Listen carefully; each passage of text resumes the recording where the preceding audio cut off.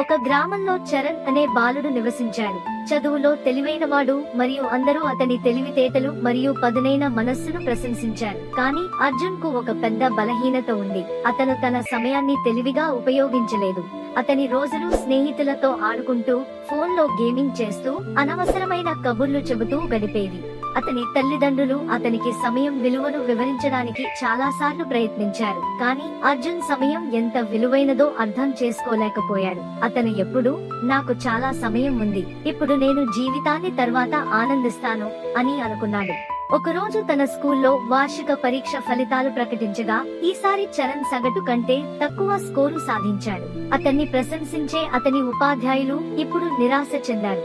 అతని స్నేహితులు కూడా అతని నుండి దూరం కావడం ప్రారంభించారు. చరణ్ ఇంటికి తిరిగి వచ్చినప్పుడు అతని తల్లిదండ్రులు నిరాశతో తన రిపోర్ట్ కార్డును చూస్తున్నారు.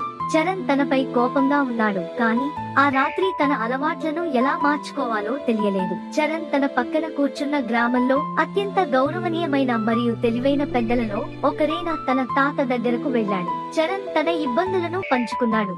తాత, నేను మంచి విద్యార్థిని అయినప్పటికీ ఈసారి నేను ఎందుకు విఫలమయ్యానో నాకు అర్థం కాలేదు అని అన్నాడు. అతని తాతగారు జాగ్రత్తగా విని నవ్వి, అబ్బా, సమస్య ఏంటంటే నువ్వు మంచి విద్యార్థివి కావు. సమస్య ఏంటంటే నువ్వు సమయాన్ని చాలా విలువైనదిగా తీసుకున్నావు. సరిగ్గా ఉపయోగిస్తే అది నిన్ను విజయానికి దారి తీస్తుంది, కానీ వృధా చేస్తే అది నిన్ను వెనక్కి లాగుతుంది. చరణ్ అయోమయంగా అడిగాడు, కానీ తాత, మనకు ఎప్పుడూ సమయం ఉంటుంది కదా, నేను దానిని తర్వాత ఉపయోగించుకోవచ్చు కదా. తాతగారు సీరియస్ గా, లేదు కొడుకు, సమయం అనేది నది ప్రవహించే నీటి లాంటిది. అది ఒకసారి ప్రవహిస్తే అది ఎప్పటికీ తిరిగి రాదు. అది సమయం విలువను అర్థం చేసుకోవడానికి మీకు సహాయపడే కథను నేను మీకు చెప్తాను అని అన్నాడు. తాతగారు, చాలా కాలం క్రితం విక్రమ్ అనే శక్తివంతమైన రాజు ఉండేవాడు. అతనికి అపారమైన సంపద, గొప్ప రాజభవనాలు మరియు లెక్కలేనన్ని సేవకులు ఉండేవారు. కానీ విక్రమ్ చిన్న విషయాలకు తన సమయాన్ని వృధా చేసే అలవాటు కలిగి ఉన్నాడు. అతను ఆలస్యంగా మేల్కొని కోర్టుకు వెళ్లే బదులు తన స్నేహితులతో సమయం గడుపుతాడు మరియు నేను రేపు చేస్తాను అని ప్రతి పనిని వాయిదా వేసేవాడు. ఒకరోజు ఒక ఋషి రాజు ఆస్థానాన్ని సందర్శించినప్పుడు ఆ ఋషి, మహారాజు, మీకు అన్నీ ఉన్నాయి, కానీ మీరు మీ అత్యంత విలువైన నిధిని వృధా చేస్తున్నారు. మీరు దానిని తెలివిగా ఉపయోగించకపోతే ఒక రోజు మీరు తీవ్రంగా పశ్చాత్తాపపడతారు.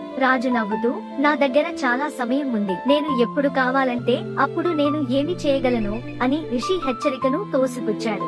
ఋషి అతనిని, సమయాన్ని తేలికగా తీసుకోకు, అది గొప్ప రాజులను కూడా నాశనం చేస్తుంది అని హెచ్చరించాడు. కానీ రాజు వినలేదు. సంవత్సరాలు గడిచాయి. రాజు వృద్ధాప్యంలో ఉన్నాడు. అతని ఆరోగ్యం క్షీణించింది. అతని రాజ్యం బలహీనపడింది. అతని సైనికులు యుద్ధాల్లో ఓడిపోవడం ప్రారంభించారు. అతని ప్రజలు అతనిపై విశ్వాసం కోల్పోయారు. అప్పుడే రాజు అర్థంలేని విషయాలపై తన సమయాన్ని వృధా చేశాడని గ్రహించాడు. ఋషి సలహా కోసం అతనిని వెతకడానికి ప్రయత్నించాడు, కానీ ఋషి ఎక్కడా కనిపించలేదు. రాజు తన చర్యలకు చింతించాడు, కానీ కాలం, అతని సంపద మరియు శక్తి అంతా అతనిని రక్షించలేకపోయింది. చివరికి రాజుకు అర్థమైంది. ఈ కథ విన్న చరణ్ చాలా ఆలోచనలో పడ్డాడు. అతను ఎంత విలువైన సమయాన్ని వృధా చేశాడో అతను గ్రహించాడు. అతను తన తాతను అడిగాడు, తాతగారి, నా సమయాన్ని తెలివిగా ఉపయోగించడం ద్వారా నేను ఇంకా నా జీవితాన్ని మార్చుకోగలనా? తాతగారు నవ్వి ఇలా అన్నారు, తప్పకుండా కొడుకు. ఈ రోజు నుండే నువ్వు నీ సమయాన్ని తెలివిగా ఉపయోగించడం మొదలు పెడితే కాలచక్రం ఎప్పుడూ ఆగదు. విజయం సాధించకుండా ఏదీ నిన్ను ఆపలేదు, కానీ గుర్తుపెట్టుకో, రేపటికి ఏదీ వాయిదా వేయకు. ఈ రోజు నుండే నువ్వు చేయగలిగినదంతా చేయి. ఆ రోజు నుండి చరణ్ తన సమయాన్ని సమర్థవంతంగా ఉపయోగించుకోవాలని నిర్ణయించుకున్నాడు. అతను ఒక దినచర్యను సృష్టించుకున్నాడు మరియు ప్రతి పనికి సమయం కేటాయించాడు. అతను ఉదయాన్నే నిద్రలేవడం ప్రారంభించాడు. తన చదువుపై దృష్టి పెట్టాడు మరియు అనవసరమైన అంతరాయాలను నివారించాడు. క్రమంగా అర్జున్ తన ప్రయత్నాల ఫలితాలను చూడటం ప్రారంభించాడు మరియు తదుపరి పరీక్షలో అతను తన తరగతిలో అగ్రస్థానంలో నిలిచాడు. చివరికి అతను విజయవంతమైన వ్యాపారవేత్త అయ్యాడు మరియు తన జీవిత కథతో అందరినీ ప్రేరేపించాడు. సమయాన్ని తెలివిగా ఉపయోగించుకోవడం విజయానికి కీలకం.